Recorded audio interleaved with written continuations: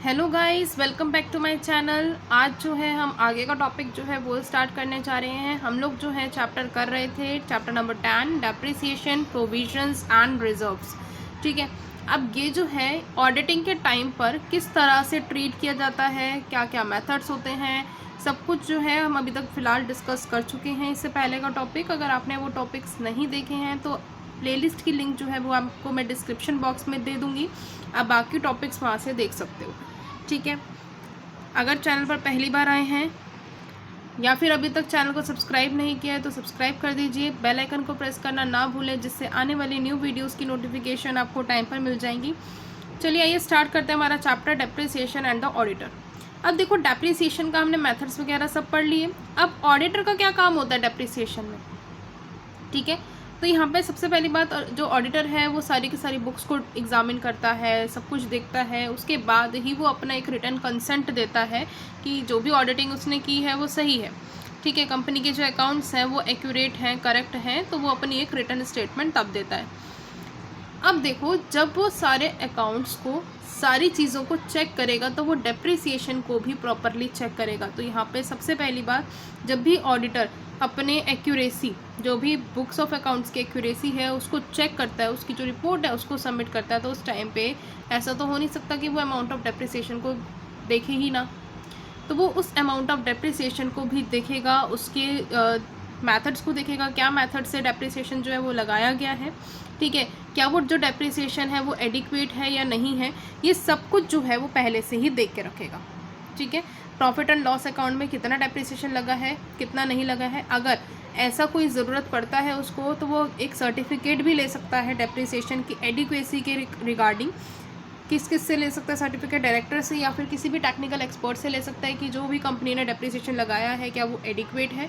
अगर नहीं है तो भी बताएंगे वो लोग, अगर एडिक्वेट है तो उसका एक सर्टिफिकेट जो है इसके रिगार्डिंग वो ऑब्टेन कर सकता है। कौन? ऑडिटर। ठीक है, अब देखो दूसरा पॉइंट, जब भी वो डेप्रिसिएशन को चेक करेगा तो वो डिफरेंट एसेट्स पर डेप्रिसिएशन चेक करेगा, क्या क्या डिफरेंट मेथड्स लगे हुए हैं, क्या क्या मेथड जो हैं वो लगाए हैं एक कंपनी ने। तो ऑडिटर इन सबको चेक करेगा, मेथड ऑफ कैलकुलेशन देखेगा। ऐसा तो नहीं है कि पहले ही वाला मेथड लगा रखा था अब दूसरा मेथड लगा दिया, तो इन सब चीज़ों को वो जो है चेक करेगा। और ये भी देखेगा कि नेचर ऑफ एसेट के अकॉर्डिंग ही डेप्रिसिएशन लगा है या नहीं लगा है।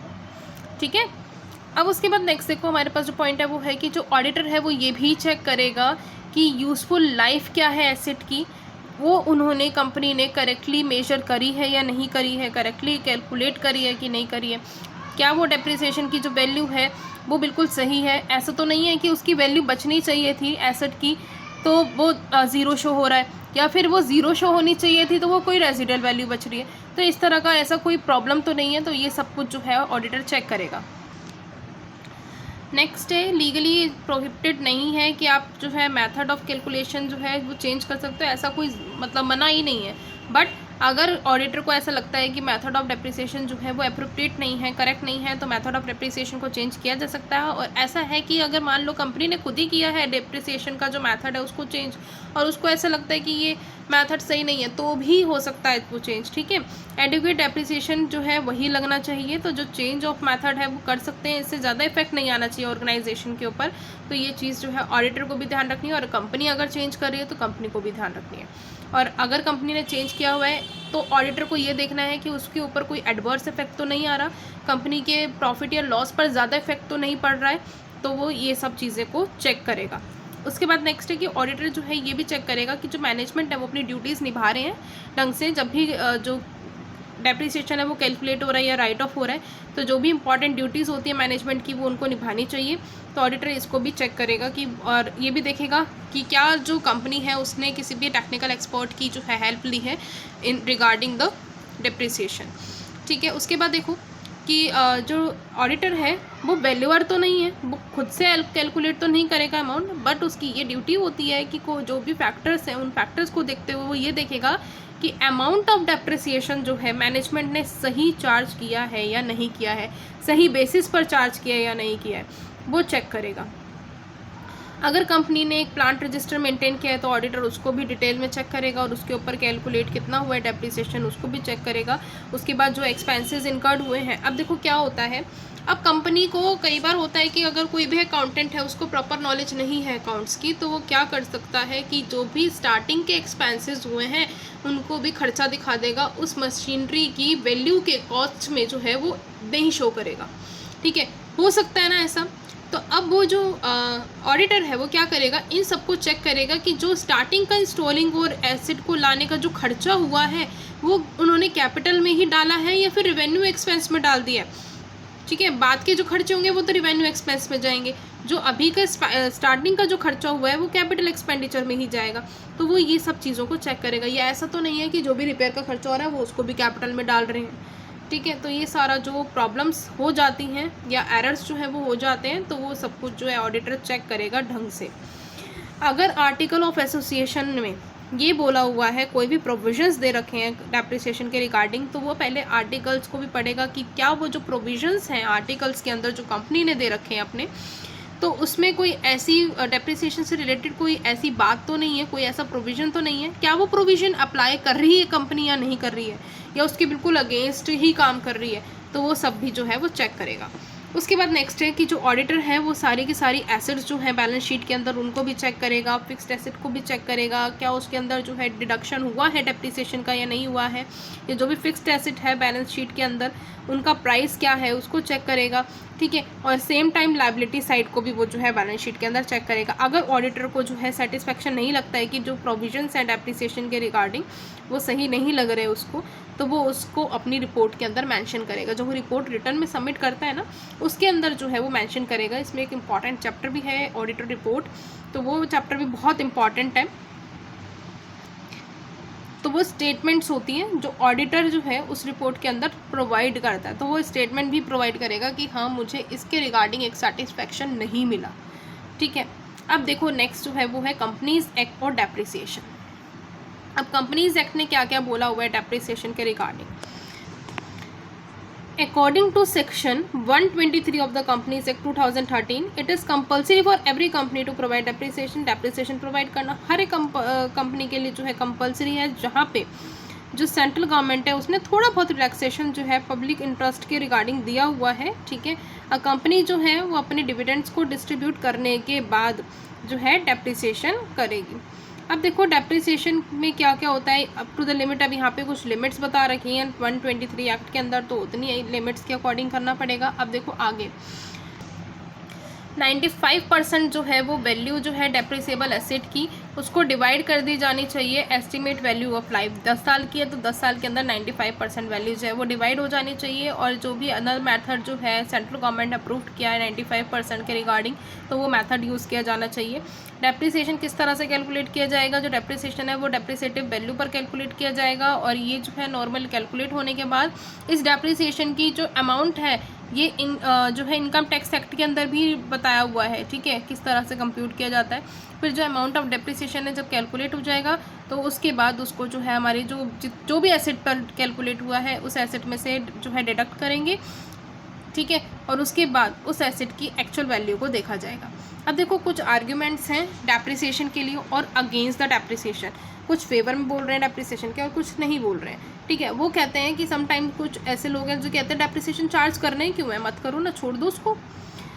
अब देखो सबसे पहला है कि करंट ईयर में एडिक्वेट अमाउंट जो है अगर हम मशीनरी के ऊपर या किसी भी एसेट के ऊपर स्पेंड कर रहे हैं, उसके रिनोवेशन के ऊपर स्पेंड कर रहे हैं, तो हमें क्या ज़रूरत है डेप्रिसिएशन को चार्ज करने की। उसकी कंडीशन तो इम्प्रूव हो ही रही है, उसकी वैल्यू में गिरावट तो नहीं आई ना। जब हमने उसके ऊपर पैसा खर्च कर दिया रिपेयर का, तो उसके ऊपर गिरावट कैसे आ जाएगी, तो डेप्रिसिएशन क्यों ही चार्ज करें।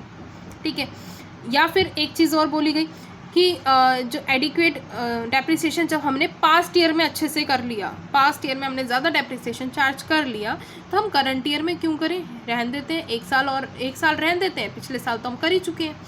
ठीक है, नेक्स्ट है कि due to inadequate profits of the company के सही प्रॉफिट्स नहीं हुए तो डेप्रिसिएशन भी क्यों चार्ज करें।